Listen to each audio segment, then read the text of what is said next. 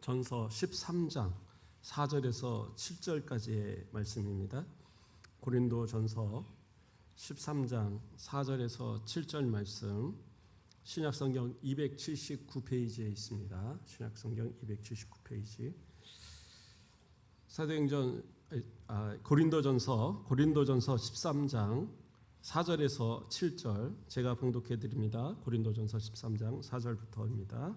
사랑은 오래 참고 사랑은 온유하며 시기하지 아니하며 사랑은 자랑하지 아니하며 교만하지 아니하며 무례히 행하지 아니하며 자기의 유익을 구하지 아니하며 성내지 아니하며 악한 것을 생각하지 아니하며 불의를 기뻐하지 아니하며 진리와 함께 기뻐하고 모든 것을 참으며 모든 것을 믿으며 모든 것을 바라고 모든 것을 견디느니라. 아멘. 이 시간 시온 찬양대에 찬양 있겠습니다.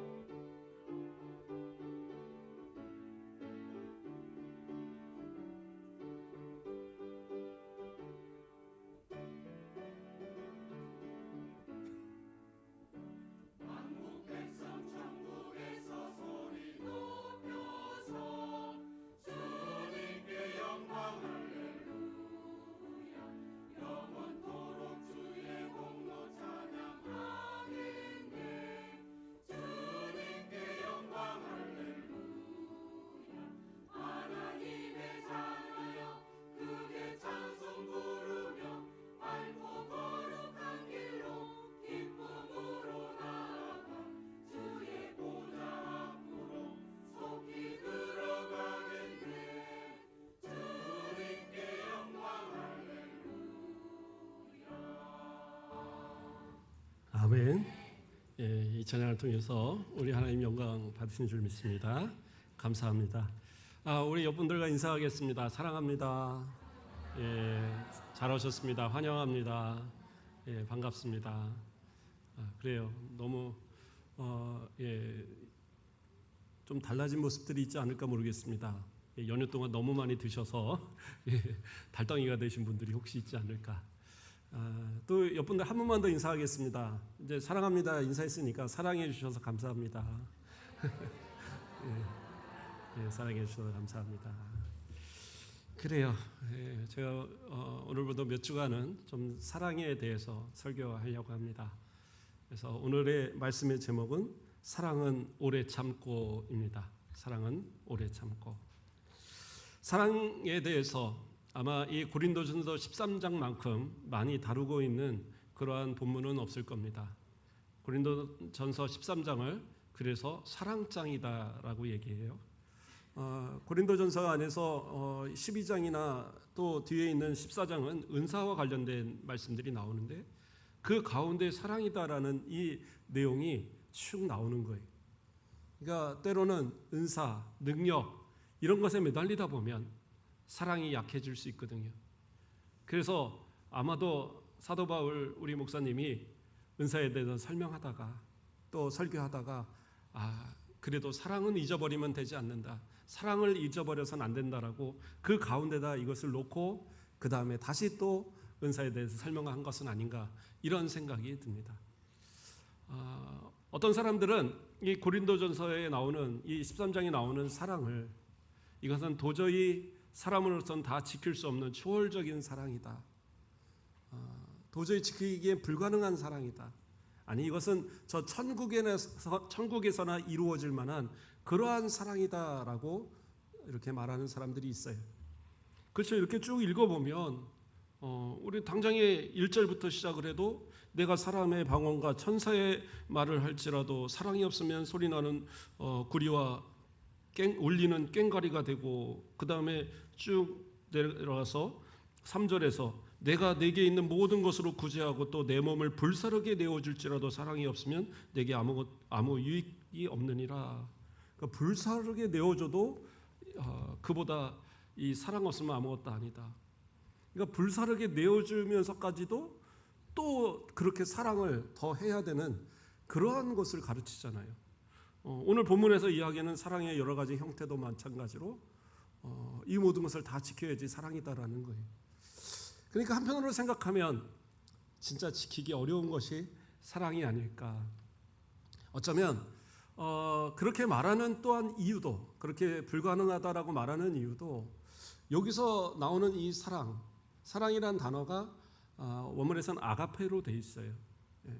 우리가 보통 상식적으로 알고 있는 이야기가 바로 아가페는 하나님께서 우리를 향하신 그러한 무조건적인 사랑, 그러한 사랑을 표현할 때 아가페란 단어를 쓴다라고 이렇게 알고 있습니다. 그러나 아가페란 단어가 원래부터 기독교만 쓴 단어는 아니에요. 일반적인 그 사회적으로 쓰던 당시에 그 사회에서 사용하던 단어예요. 그래서 사람들 가운데 아가페를 사용할 때는 마찬가지죠.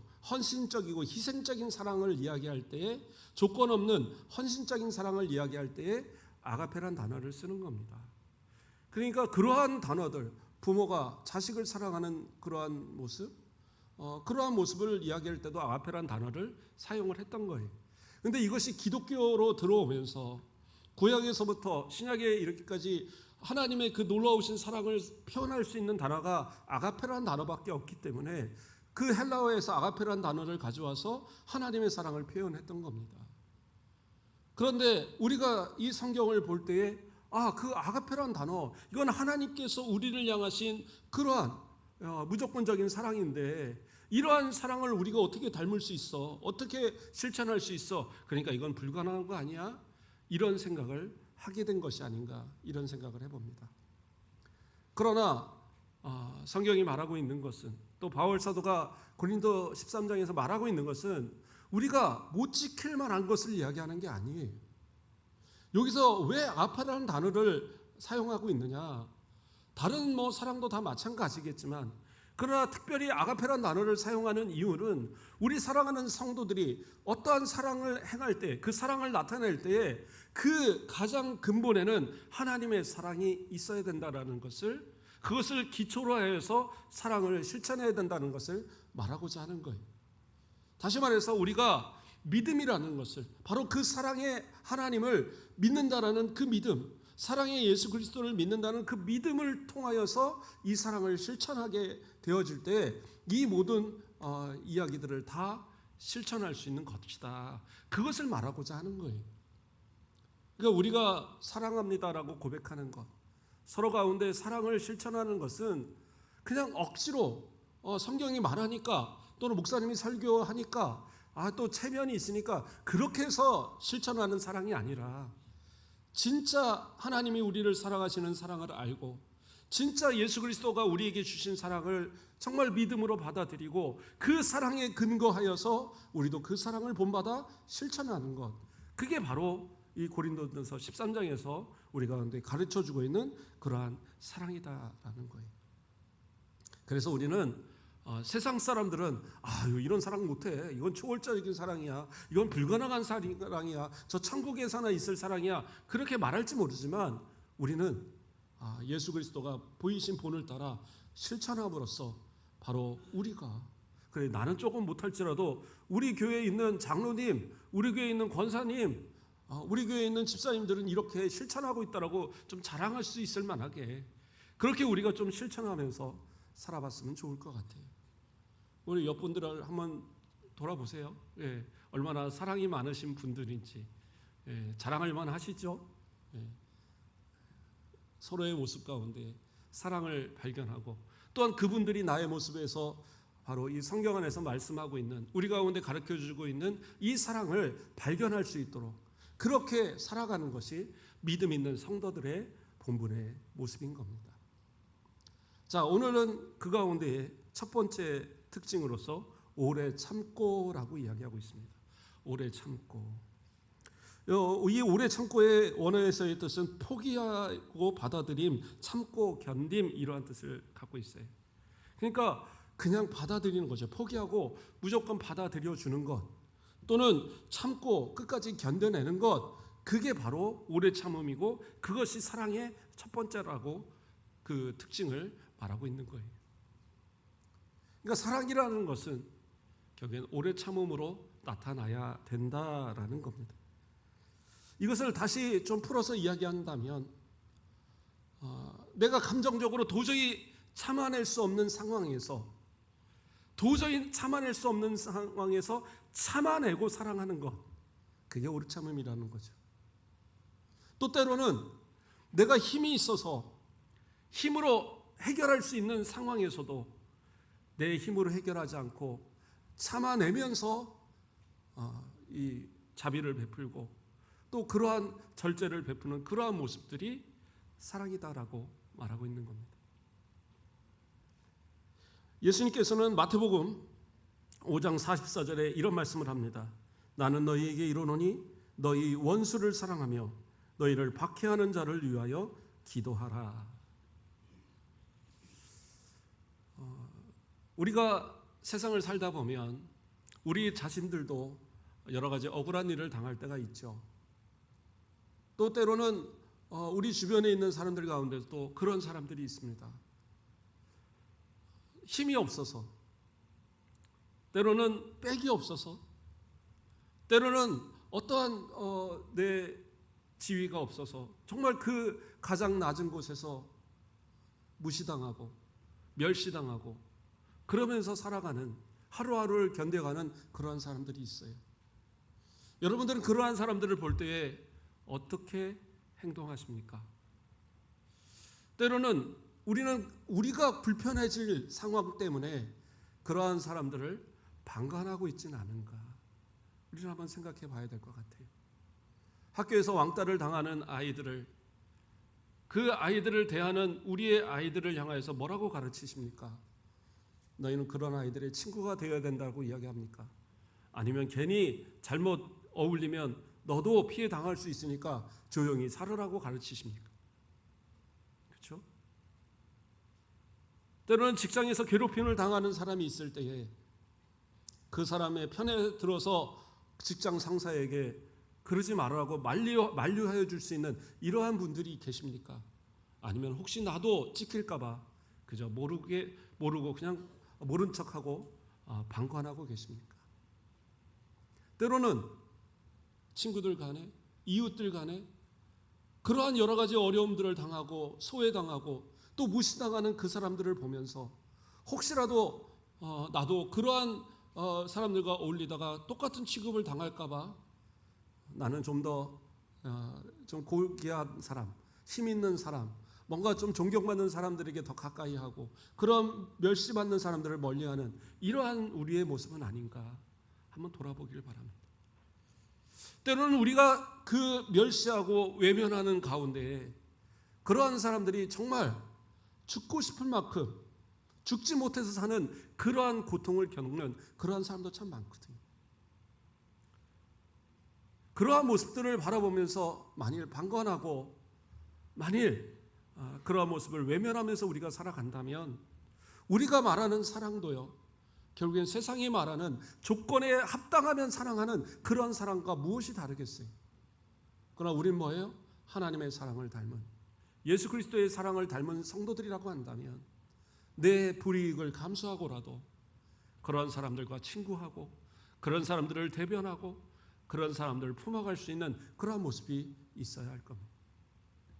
제가 왜 갑자기 사랑에 대한 오래 참음을 이야기하다 이런 말씀을 하느냐, 왜 예수님의 말씀을 원수도 사랑하는 말씀을 하다가 갑자기 이런 말씀을 하느냐, 제가 한번 생각을 해봤어요.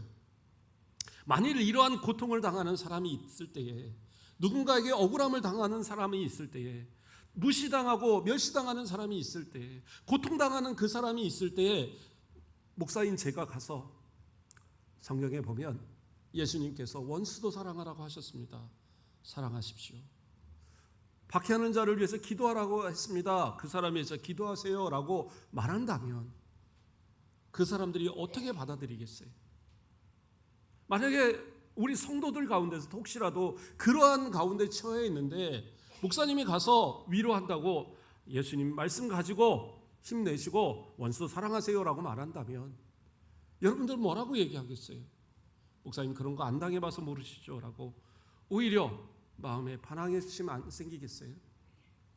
그런데 예수님은 그렇게 말씀하셨어요. 이 당시에 사람들 가운데 진짜 고난당하는 사람들 많았거든요. 왜요? 우리가 일제강점기에 있었던 것처럼 로마의 식민지로 있었을 때입니다. 왕조차가 없었을 때예요. 그러한 이 가운데 세리들이 세금은 막 과도하게 가져가요. 힘 있는 사람들한테는 많이 뺏어가지도 못하면서 그거 채우려고 이 약하고 힘든 사람들한테 뺏어가는 거예요. 하루하루 벌기도 힘들어서 그 하루를 먹고 살기가 너무 힘든. 그래서 예수님의 포도원의 비유에서도 보지만 일할 자리가 없어서 밤이 다 되도록 그 해가 다 지기 전까지 그 공원에 앉아서 들에서 앉아서 나 일 시켜줄 사람 기다리는 그러한 모습으로 사는 것이 그 서민들의 모습이었어요.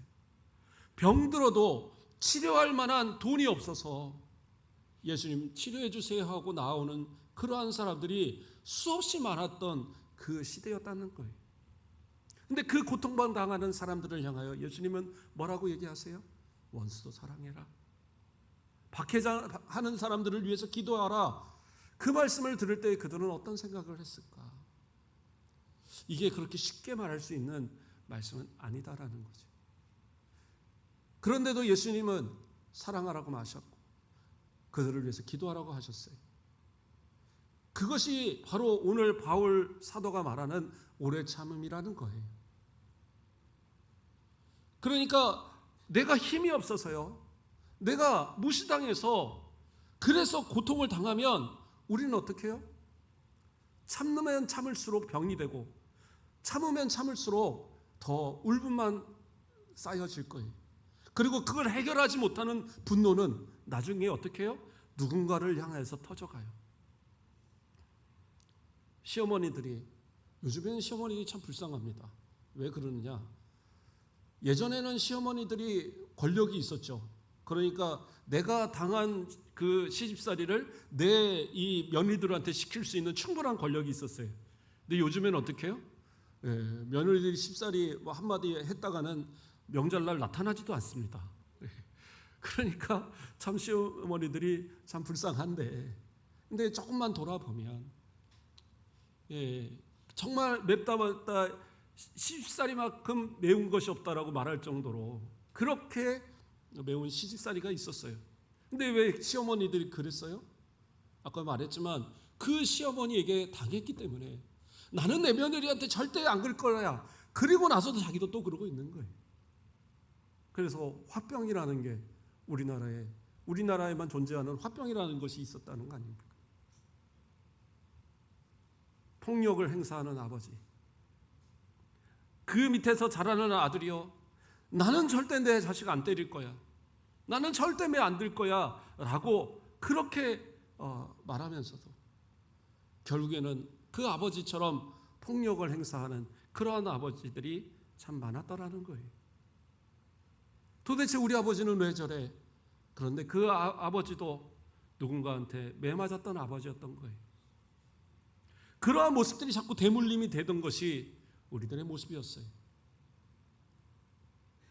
또 어떤 경우들은요, 정말 이 울분을 참지 못하고 분노를 해결하지 못하니까 이 당하는 고통을 해결하기 위해서 정말 약한 사람들을 향하여서 그것이 표출되는 거예요.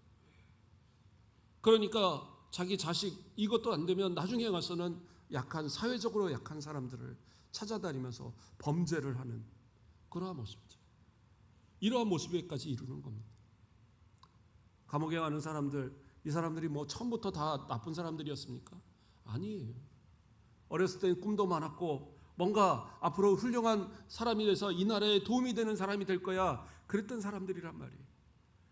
그런데 그러한 많은 삶의 이 어려움들이, 또 당했던 부당함과 그러한 고통들이 쌓이고 분노가 쌓이다 보니까 그것이 그렇게 표출되어서 심지어는 사람을 죽이는 살인까지도 범하는 그러한 모습으로 나타나더라는 거예요. 그런데요, 그런 말이 있잖아요. 누군가를 비난하고자 손가락질을 하면 나머지 네 손가락은 누구를 향해요? 나를 향한다라는 말이 있어요. 그러니까 누군가를 미워하고 누군가를 싫어하고 그 사람을 저주하고 이런 마음을 가지면은요, 정말 그 상대방이 무슨 저주를 받아갖고 지나가다 객살을 하고 그런 게 아니에요. 정말 욕 많이 먹은 사람은요 더 잘 살아요, 보면. 그렇지 않습니까? 욕도 배불러서 몸에 보약이 되나 봐요.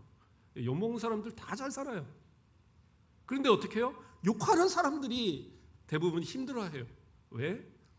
그 분노는 해결되지가 않아요. 오히려 내 마음 가운데서 쌓이고 그 어려움들이 자꾸 쌓여감으로 인해서 힘든 삶을 살아가는 거예요. 그런데 육신적으로도 힘들고 고통당하는데 마음까지 괴롭고 지옥처럼 살아간다고 한다면 이게 얼마나 불쌍한 삶이에요. 그러니까 그 해결의 방법은 뭐냐?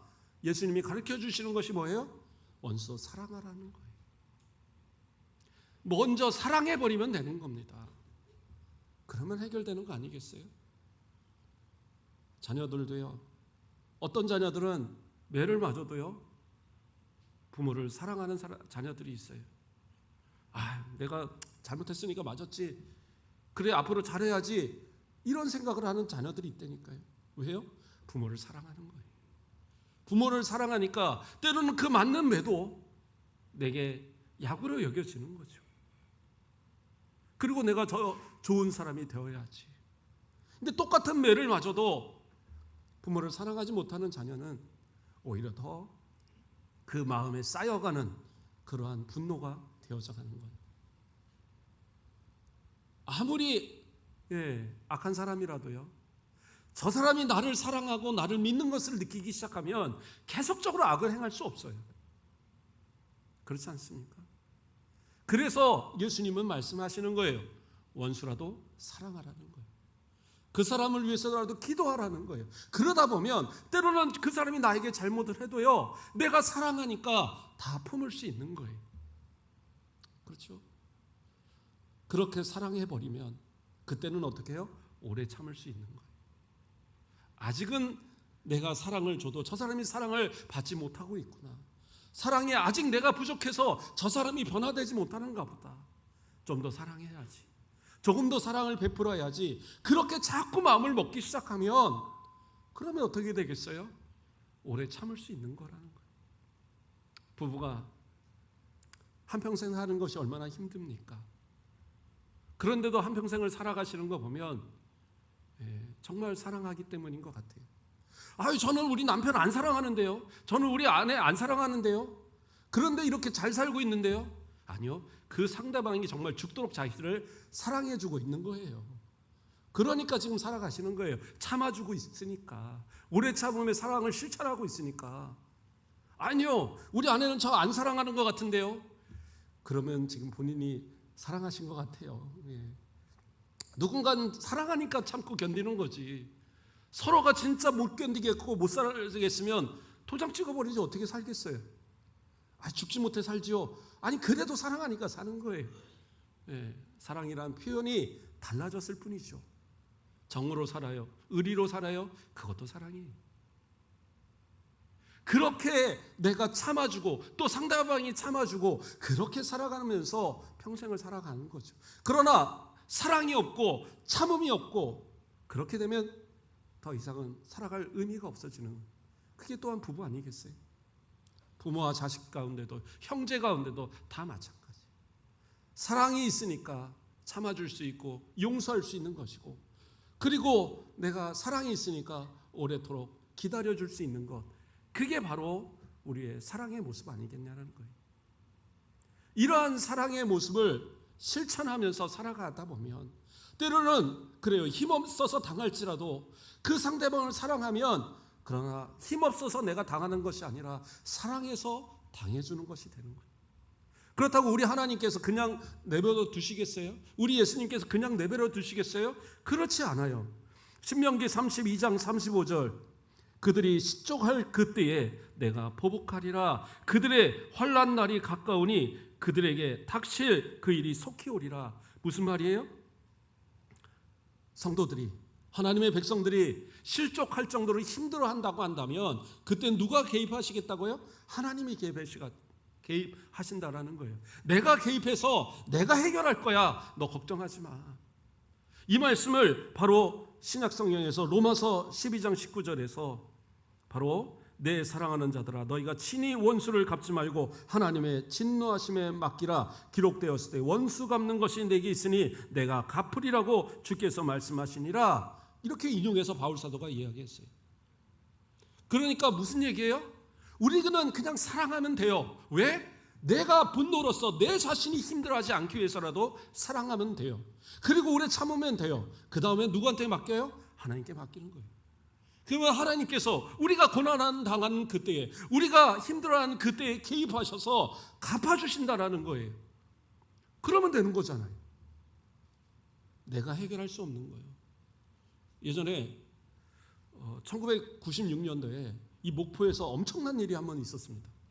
어떤 사람이요, 조모 씨가 그 기사들을 기억하실는지 모르겠는데, 조모 씨가 이 직장인들하고 같은 직원들하고 회식하려고 자기가 상무인가 뭐 어쩌고 그러는데 뭐 나이트 클럽 뭐 이런 데 간 거예요. 그래서 가서 야 우리 춤추고 신나게 놀자. 그러고 나서 계산서를 딱 보니까 돈이 너무 많이 나온 거예요. 그래서 이게 말이 됩니까 했더니 그때 그 안에 있는 웨이터들 뭐 이런 사람들이 다 조폭 깡패들이었던 거예요. 그러니까 어디서 여기 와서 깽판 치냐고 그 사람들을 다 데려다가 심지어 여직원까지도 다 몰매를 때린 거예요. 그러니까 너무 억울하니까 나중에 이제 밝은 날에 사장을 찾아간 겁니다. 사장을 찾아가서 아니 장사하시는 분이 이래서 됩니까? 직원들을 이렇게 해서 됩니까? 이거 억울해서 못 살겠습니다. 이랬더니 또 이 건달들이 어디서 와서 또 따지냐고 가서 또 죽도록 패버린 거예요. 이 사람이 어떻게 했느냐? 신문 광고를 냈어요.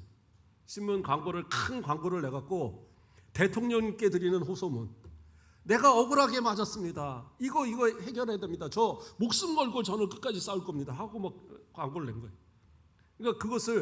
그러니까 경찰에 신고해도 안 되고 뭐 해도 안 되니까 결국에 이제 그 광고를 낸 거죠.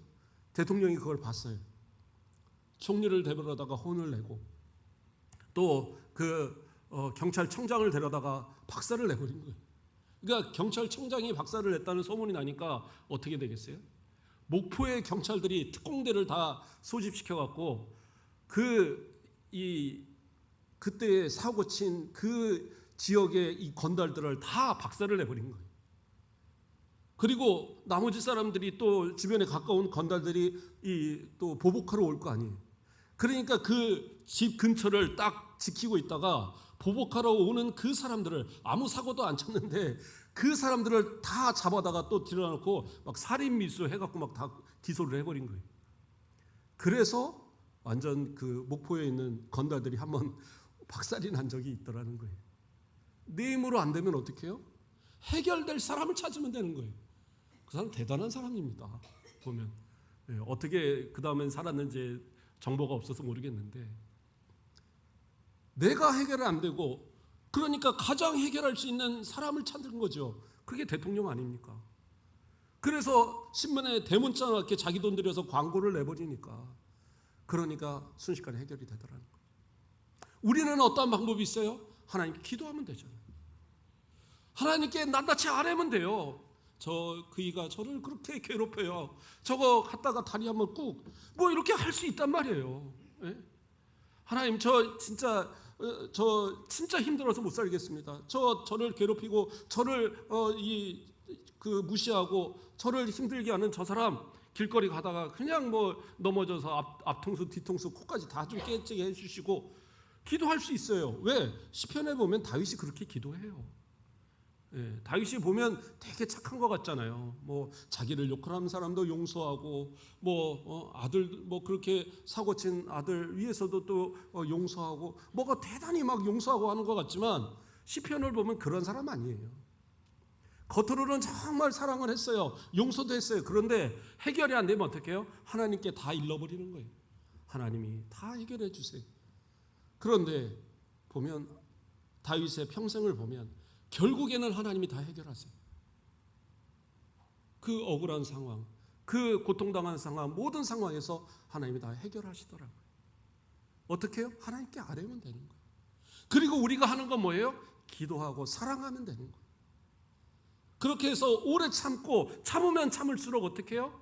하나님께서는 그 사람들을 향하여서 원수들을 향하여서 벌하실 만한 근거를 삼으시는 거예요. 그런데 우리가 우리 힘으로 원수 같고 우리 힘으로 저주하고 우리 힘으로 가서 뭔가를 해결하려고 한다면 하나님께서 하실 일이 없으신 거죠. 똑같이 범죄하고 똑같이 잘못하는데 누구의 편을 들겠어요? 도끼인 개끼이지. 그렇기 때문에 우리는 어떻게 해야 돼요?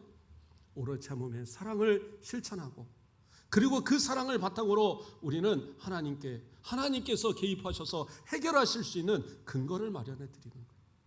이게 바로 우리들의 사랑의 모습이어야 된다.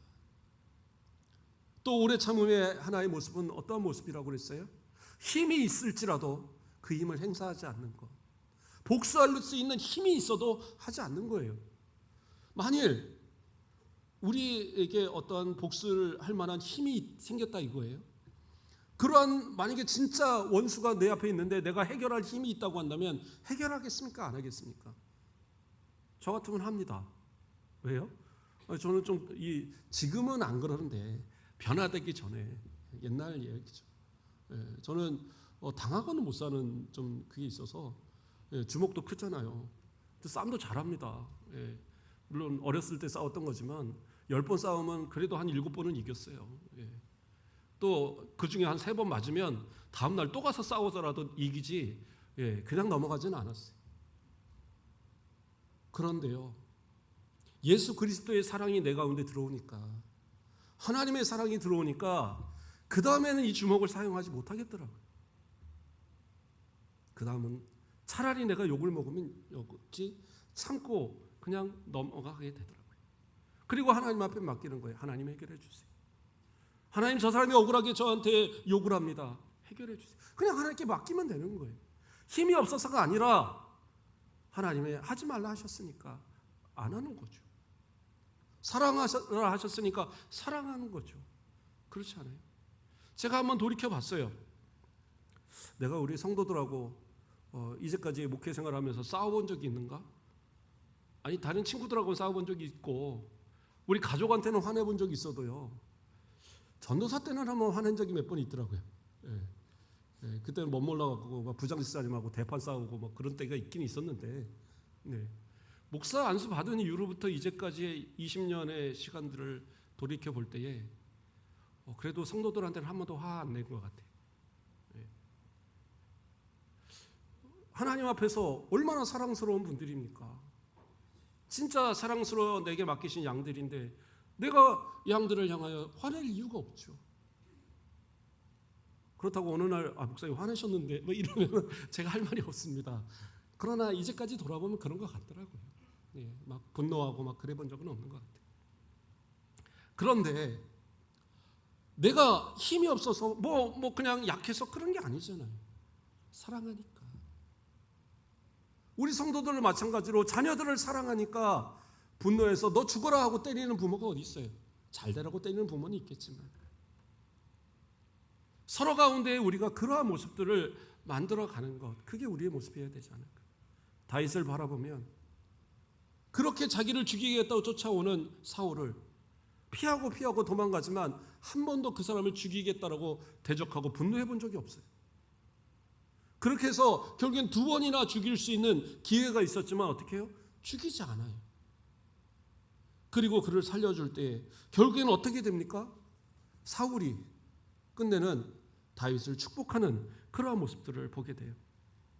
사무엘상 26장 25절을 보면 사울이 다윗에게 이르되 내 아들 다윗아 내게 복이 있을지로다. 내가 큰 일을 행하겠고 반드시 승리를 얻으리라 하니라. 이게 사울과 다윗의 마지막 대화예요. 그 이후로는 둘이 만난 적이 없어요. 그러니까 결국에 뭐예요? 다윗이 사랑으로 원수를 이긴 거예요. 힘이 없어서 그런 게 아니라 죽일 수 있는, 원수가 볼 수 있는 충분한 기회가 있었지만 그것을 갚지 않고 싸우지 않을 때에 누가요? 하나님께서 그 모습을 해결하시고 오히려 다윗을 이스라엘의 통합 이스라엘 왕으로 세우시는, 그러한 위대한 왕으로 세우시는 그러한 역사가 있었다라는 거예요. 만일 다윗이 원수를 갚았다고 한다면 이스라엘의 왕이 되지 못했을 거예요. 유다의 왕은 되었을지 모르죠. 그러나 끝까지 용서하고 사랑하고 품어가는 그의 모습을 보였을 때 그가 이 모든 지파의 장로들이 찾아와서 우리의 왕이 되어 주십시오. 그래서 결국에는 이스라엘 통합의 왕이 되었던 거 아니에요. 저와 여러분의 모습 속에 이제는 좀 사랑하는 모습들이 있어지길 원합니다. 교회를 떠나가는 사람들이 떠나가는 이유 중에 하나가 뭐겠어요? 교회는 사랑을 못 느끼기 때문이 더 많을 겁니다. 그러나 나간 사람들도 결국에는 오래 참음의 사랑을 실천하지 못한 것도 분명하지만 어쩌면 우리도 오래 참음의 사랑을 실천해 주지 못한 것은 아닐까. 정말 사랑이 없어. 그런데 진짜 어쩌면 그 말을 하는 그 입술이 사랑을 실천하지 못한 나의 모습은 아닌가. 우리 서로 생각해 보길 바랍니다. 어쩌면 내가 지금 행복하게 신앙생활을 하는 것은 누군가가 나를 향하여 오래 참아주고 나를 사랑하기 때문은 아닌가. 그 사랑을 한번 돌아보면서 오늘 우리도 오래 참음으로 성도 가운데 사랑을 나타내고 하나님께서 그 아들을 보내시기까지 우리를 사랑하신 것처럼 예수님께서 자신을 내어준 것 같이 우리를 사랑하신 것처럼 그 사랑을 본받아 우리도 끝까지 오래 참음으로 서로를 사랑하고 우리의 자녀를 사랑하고 남편을 사랑하고 아내를 사랑하고 이웃을 사랑하고 그럼으로써 그리스도의 사랑을 이 땅에 또 전파해 가는 저와 여러분 되시기를 주님의 이름으로 축원드립니다. 기도하겠습니다. 사랑의 하나님 감사를 드립니다. 사랑은 오래 참고라고 말씀하셨는데 우리는 얼마나 참으며 우리는 얼마나 또 사랑하며 우리는 얼마나 실천하며 살았습니까? 우리의 부족함을 용서하여 주시고 이제는 진실한 사랑으로 믿음이 바탕이 되고 하나님의 사랑이 바탕이 된 오래 참음의 사랑을 우리의 가족 가운데 우리의 형제 가운데 우리의 교회 가운데 성도들 가운데 또한 세상 가운데서 실천하며 살아가는 참된 믿음의 성도들 사랑의 성도들 되도록 축복하여 주시옵소서. 감사합니다. 예수 그리스도의 이름으로 기도드립니다. 아멘.